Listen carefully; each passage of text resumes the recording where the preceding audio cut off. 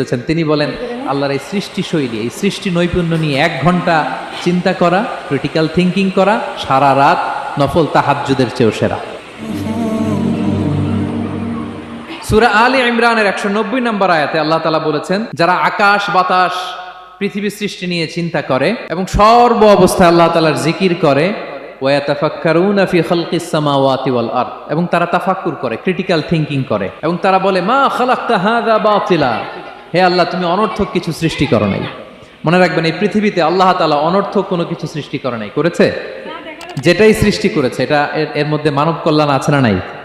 আল্লাহ তাআলা আমাদের জন্য কল্যাণ রেখেছেন। এবং এই আয়াত যখন নাজিল হল, বিষ্ণু ঈসা ইসলাম বললেন, ওয়াইলুন লিমান কারাআহা ওয়া লাম ইয়াতাফাক্কার ফিহা, ধ্বংস তাদের জন্য যারা এই আয়াত তেলাওয়াত করে কিন্তু এই আয়াত নিয়ে চিন্তা করে না, গবেষণা করে না।